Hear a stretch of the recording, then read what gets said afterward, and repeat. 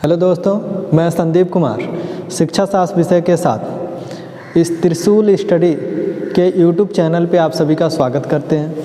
जैसा कि आप लोगों को पता है, हम लोग शिक्षा शास्त्र विषय को सिलेबस वाइज क्रमानुसार पढ़ रहे हैं। जो नई शिक्षा नीति 2020 के अनुरूप शिक्षा शास्त्र विषय का पाठ्यक्रम संचालित किया गया है, ठीक है, बीए प्रथम सेमेस्टर के लिए। इसी के बारे में हम लोग क्रमानुसार पढ़ाई कर रहे हैं। इसमें हम लोगों का जो टॉपिक चल रहा है वह चल रहा है प्राचीन भारतीय ज्ञान परंपरा, ठीक है। इसके अंतर्गत हम लोग पिछले वीडियो में प्राचीन भारतीय ज्ञान परंपरा के अर्थ और इसके आधारभूत जो तत्व हैं इसके बारे में हम लोगों ने चर्चा कर चुका है, ठीक है। आज के वीडियो में हम लोग चर्चा करेंगे कि प्राचीन भारतीय ज्ञान परंपरा की विशेषताएं, कौन कौन सी इसकी विशेषताएं हैं, इन विशेषताओं के बारे में हम लोग अध्ययन करेंगे। जिसमें पहला है संतुलित विकास। क्या है? संतुलित विकास। जैसा कि आप लोगों को पता है कि शिक्षा के माध्यम से बालक का सर्वांगीण विकास किया जाता है और आधुनिक शिक्षा प्रणाली के माध्यम से बालक के विकास में सिर्फ और सिर्फ दो ही पक्षों पर बल दिया जाता है, जैसा कि शारीरिक और मानसिक, ठीक है। शारीरिक और मानसिक पक्षों पर अत्यधिक बल दिया जा रहा है वर्तमान शिक्षा प्रणाली के अंतर्गत, जबकि प्राचीनतम या हम कह सकते हैं कि प्राचीन भारतीय ज्ञान परंपरा के अंतर्गत शिक्षा के तहत बालक के संतुलित विकास पर बल दिया जाता था। संतुलित विकास का तात्पर्य किससे है? बालक के शारीरिक विकास के साथ साथ बालक का मानसिक विकास और मानसिक विकास के साथ साथ नैतिक, चारित्रिक,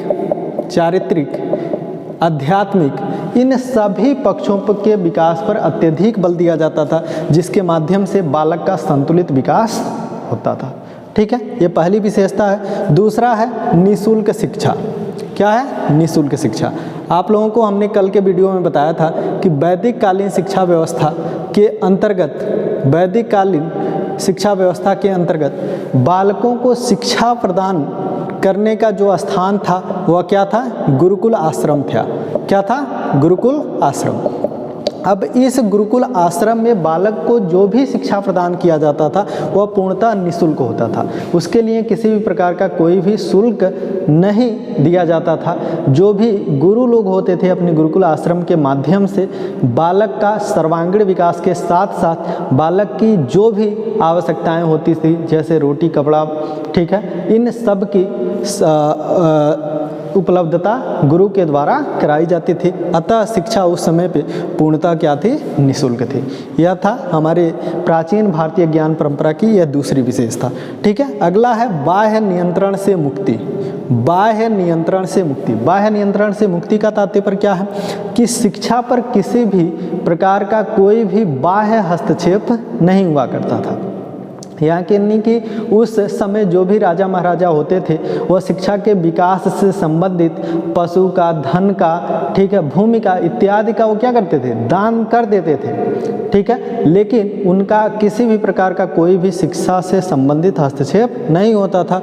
गुरुओं का ही संपूर्ण नियंत्रण प्राचीन भारतीय शिक्षा व्यवस्था के अंतर्गत नियंत्रण स्थापित किया गया था, ठीक है। इसी के अंतर्गत हम लोग अगला पढ़ते हैं कि शिक्षा प्रारंभ करने की आयु, ठीक है। प्राचीन भारतीय संदर्भ में या प्राचीन शिक्षा के संदर्भ में हम शिक्षा आरंभ करने की बात करें तो वैदिक काल में, कल के वीडियो में आप लोगों को बताया गया था कि वैदिक काल में शिक्षा आरंभ करने के लिए कुछ आयु निर्धारित की गई थी। क्या निर्धारित की गई थी? आयु का तात्पर्य किससे है? उम्र से है ना। उस समय पे क्या हुआ करता था कि जो भी वर्ण व्यवस्थाएं लागू थी, क्या थी? वर्ण व्यवस्थाएं लागू थी और वर्ण व्यवस्थाओं के आधार पे जो भी ब्राह्मण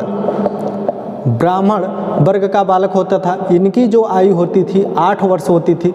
जो भी क्षत्रिय वर्ग का बालक होता था, इनके लिए शिक्षा में प्रवेश की जो उम्र बताई गई थी 10 वर्ष बताई गई थी। और जो वैश्य वर्ग के लोग होते थे, बालक होता था, उसकी आयु 12 वर्ष बताई गई थी। अतः शिक्षा प्रारंभ करने के लिए कुछ निर्धारित आयु थे। उन्हीं आयु के अनुरूप गुरुकुल आश्रम में प्रवेश के लिए एक संस्कार, यानी कि कल बताया गया था उपनयन संस्कार, उपनयन संस्कार के उपरांत ही बालक को गुरुकुल आश्रम में प्रवेश दिया जाता था और इसी उम्र के बालकों का प्रवेश होता था। यह वर्ण व्यवस्था पर आधारित था, ठीक है। अगला इसकी विशेषता थी कि अध्ययन की समयावधि। यानी कि इन जो भी बालक थे, जो भी प्राचीन काल में शिक्षा की व्यवस्था थी, इनके लिए क्या किया गया था, पढ़ाई का एक समय निर्धारित किया गया था। ठीक है, यानी कि उस समय पे जो ज्ञान प्राप्त करना होता था, तो किसका ज्ञान प्राप्त करना होता था, तो वेदों का, उपनिषदों का इत्यादि प्रकार के ज्ञान प्राप्त करने होते थे। और उसकी एक अवधि निर्धारित की गई थी कि एक वेद के ज्ञान के लिए, एक वेद के ज्ञान के लिए 12 वर्ष, कितना, 12 वर्ष। ठीक है, 2 वेदों के ज्ञान के लिए 24 वर्ष, उसी तरह से 3 वेदों के ज्ञान के लिए 36 वर्ष और 4 वेदों के ज्ञान के लिए 48 वर्ष। इस तरह से प्रत्येक वेद के ज्ञान के लिए समयावधि निर्धारित की गई थी और इसी के अनुरूप उपाधि भी निर्धारित की गई थी। यानी कि एक वेद का ज्ञान के लिए जो उपाधि निर्धारित की गई थी, क्या की गई थी, स्नातक। ठीक है, 2 वेदों के ज्ञान के लिए वसु, 3 वेदों के ज्ञान के लिए रुद्र और 4 वेदों के ज्ञान के लिए आदित्य, इत्यादि प्रकार के हम कह सकते हैं कि उपाधि निर्धारित की गई थी। क्लियर होगा आप लोगों को, समझ में आया होगा। ठीक है, इसके बाद से हम लोग अगला देखते हैं।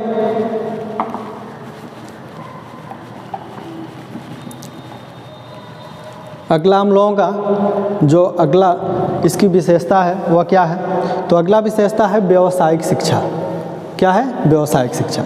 बालकों के सर्वांगीण विकास के साथ साथ बालकों को गृहस्थ जीवन जीने के लिए उन्हें व्यावसायिक शिक्षा भी दी जाती थी। और व्यावसायिक शिक्षा किन किन रूपों में दी जाती थी, तो जैसे हम कह सकते हैं चिकित्सा शास्त्र का, चिकित्सा शास्त्र, ठीक है, पशुपालन, पशुपालन, कृषि शिक्षा, कृषि शिक्षा, मत्स्य पालन, मत्स्य पालन, इत्यादि प्रकार के हम कह सकते हैं कि प्राचीन समय में व्यावसायिक शिक्षा से संबंधित प्रशिक्षण और शिक्षा की भी व्यवस्थाएं थी, जिसके माध्यम से बालक के अंदर व्यावसायिक कौशलों का विकास हो सके।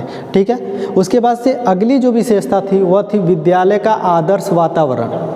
विद्यालय का जो वातावरण होना चाहिए, जो पर्यावरण होना चाहिए, कैसा होना चाहिए, आदर्श होना चाहिए। जैसा कि आप लोगों को पता है कि वर्तमान समय में जो भी शिक्षा के केंद्र हैं वह ऐसे जगह पे हैं जहाँ पे अत्यधिक हम कह सकते हैं कि हलचल है, उथल पुथल है, इत्यादि प्रकार की समस्याएं हैं। लेकिन उस समय जो भी विद्यालय होते थे वो प्रकृति के गोद में होते थे और विद्यालय का जो वातावरण होता था बहुत ही स्वच्छ होता था। जैसे पेड़ पौधों की व्यवस्था थी, शुद्ध हवा, शुद्ध जल, इत्यादि प्रकार की सभी प्रकार के निर्मल प्रकृति के वातावरण के अनुरूप विद्यालयों का वातावरण होता था, जो पूर्णतः हम क्या कह सकते हैं कि आदर्शमयी होता था। यह भी आपकी एक विशेषता थी। उसके बाद से अगली विशेषता है शिक्षण का मौखिक स्वरूप। क्या है, शिक्षण का मौखिक स्वरूप। शिक्षण का तात्पर्य किससे है, सीखने सिखाने की प्रक्रिया से। सीखने सिखाने की जो प्रक्रिया थी, वो सीखने सिखाने की प्रक्रिया का जो स्वरूप था, जो रूप था, वो कैसा था, मौखिक था। यानी कि जो शिक्षक था वह अपने छात्रों को मौखिक रूप से, है ना, बोलकर बालकों को सिखाता था। उस समय पे किसी भी प्रकार का कोई भी लेखन के लिए ये जो किताब हैं, कापी हैं, इन सभी चीज़ों की व्यवस्थाएं नहीं थी। उस समय जो भी बालक होता था वह अपने श्रवण शक्तियों के माध्यम से गुरु के मौखिक वाचन के तहत उन चीज़ों को सुनता था, उन मंत्रों को, उन शब्दों को सुनता था और अपने श्रवण शक्तियों के माध्यम से उन चीज़ों को सुनकर कंठस्थ करता था, याद करता था। अतः उस समय पे जो शिक्षण का स्वरूप था वो कैसा था, पूर्णतः मौखिक था। ठीक है, इसी में हम अगला देखते हैं, अगली विशेषता वह है दंड व्यवस्था। क्या है, दंड व्यवस्था। दंड व्यवस्था के तहत हम कह सकते हैं कि बालक किसी भी प्रकार की कोई भी अनुशासनहीनता करता था तो उस समय कोई बहुत शारीरिक बल नहीं दिया जाता था, यानी कि उसको मारा जाता था, ऐसा नहीं किया जाता था, बल्कि दंड व्यवस्था के अंतर्गत 3 महीने तक, 3 माह तक बालक को अल्प भोजन दिया जाता था और 3 माह के जो अंतिम दिन होते थे, अंतिम दिन को बालक को पूर्णतः उपवास रखना पड़ता था। इत्यादि प्रकार की दंड की व्यवस्थाएं हम कह सकते हैं कि प्राचीन भारतीय ज्ञान परंपरा में व्यवस्थित थी। ठीक है, अगला है गुरुकुल पद्धति। गुरुकुल पद्धति यानी कि इस पद्धति के माध्यम से वैदिक काल में शिक्षा व्यवस्था संचालित थी, जो गुरुकुल पद्धति में गुरुकुल आश्रम होता था। क्या होता था? गुरुकुल आश्रम होता था, जहाँ पे गुरु निवास करते थे और इसी आश्रम के तहत बालकों को शिक्षा प्रदान करते थे। क्या करते थे? शिक्षा प्रदान करते थे। और इस गुरुकुल आश्रम का संचालन गुरु और शिष्य दोनों मिलकर करते थे। क्या करते थे? दोनों मिलकर करते थे। जो भी शिष्य होता था वह भिक्षाटन के माध्यम से गुरुकुल की जो भी आवश्यकताएं होती थी उन आवश्यकताओं की पूर्ति करते थे। ठीक है। अगला था शिक्षा का स्वरूप। अगली विशेषता क्या है? शिक्षा का स्वरूप। देखो इसमें यह भी है कि जो भी छात्र होते थे, चाहे वो किसी भी वर्ण के हो, चाहे वो ब्राह्मण वर्ण के हो, क्षत्रिय वर्ण के हो, वैश्य वर्ण के हो, सबको एक समान रूप से समझा जाता था और सबको समान रूप से भिक्षाटन करना होता था।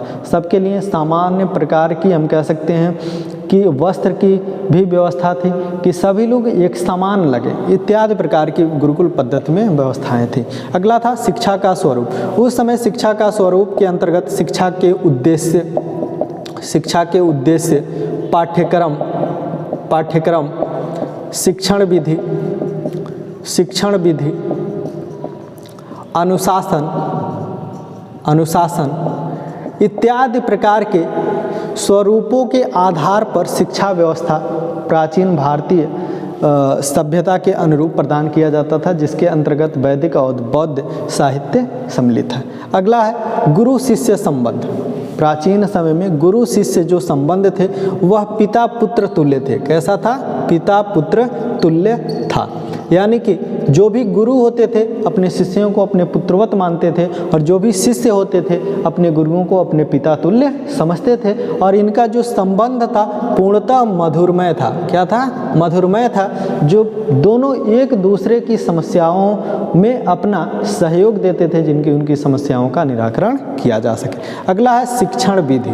ठीक है। उस समय पे जो भी शिक्षण विधियां थी पूर्णतः मौखिक थी। मौखिक शिक्षण विधियों के माध्यम से ही बालकों को शिक्षण कार्य किया जाता था, जिसमें बालक अपने श्रवण शक्तियों के माध्यम से उन चीज़ों को कंठस्थ करता था, याद करता था। अतः शिक्षण विधि में भाषण, ठीक है, या हम कह सकते हैं कि मौखिक शिक्षण विधियों का प्रयोग किया जाता था। अगला है पाठ्यक्रम। पाठ्यक्रम को देखें तो पाठ्यक्रम को इन्होंने दो रूपों में व्यक्त किया था, एक परा पाठ्यक्रम और दूसरा अपरा पाठ्यक्रम। अपरा पाठ्यक्रम, परा पाठ्यक्रम के अंतर्गत वेदों का ज्ञान, उपनिषदों का ज्ञान, साहित्य का ज्ञान इत्यादि प्रकार के तथ्यों के माध्यम से बालक के अंदर संस्कारों का विकास किया जाता था। जबकि अपरा पाठ्यक्रम के माध्यम से बालक को गणित, विज्ञान, इतिहास, भूगोल, भूगर्भ शास्त्र, भूगोल का तात्पर्य भूगर्भ शास्त्र इत्यादि प्रकार के विषयों का ज्ञान अपरा पाठ्यक्रम के माध्यम से दिया जाता था। ठीक है। इसी में अगला विशेषता है समावर्तन संस्कार। समापवर्तन संस्कार। समापवर्तन का तात्पर्य घर लौटने से है। किससे है? घर लौटने से है। अगर जो कोई भी बालक मान लीजिए कि कोई बालक एक वेद का ज्ञान प्राप्त किया और एक वेद की ज्ञान की प्राप्ति के लिए समय कितनी निर्धारित की गई थी? तो 12 वर्ष निर्धारित की गई थी। अब उस 12 वर्ष के उपरांत वो अपने गृहस्थ जीवन में जाना चाहता है, गृहस्थ आश्रम में जीवन व्यतीत करना चाहता है, तो उसे गृहस्थ आश्रम में जाने के लिए एक संस्कार कराया जाता था, जिस संस्कार को हम समापवर्तन संस्कार के नाम से जानते हैं। इसमें क्या होता था कि बालक का जो ब्रह्मचर्य वस्त्र होता था उस ब्रह्मचर्य वस्त्र को त्याग कर गृहस्थ वस्त्र को धारण कराया जाता था और गुरु के माध्यम से कुछ उपदेश दिए जाते थे कि अपने राष्ट्र के लिए सदैव तत्पर रहना है और अपने जीवन में कभी भी आलस्य नहीं करना है, गुरु के उपदेशों का पालन करना है, इत्यादि प्रकार के कुछ उपदेशों के माध्यम से बालक को समावर्तन संस्कार के तहत गृहस्थ आश्रम में जीने के लिए भेजा जाता था। ठीक है। इस तरह से आज के वीडियो में हम लोगों ने प्राचीन भारतीय ज्ञान परंपरा की विशेषताओं के बारे में अध्ययन किया। ठीक है। वीडियो अच्छी लगी होगा तो लाइक ज़रूर करिएगा, चैनल को सब्सक्राइब जरूर करिएगा। ठीक है। मिलते हैं हम लोग अगले वीडियो में, तब तक के लिए आप सभी को धन्यवाद।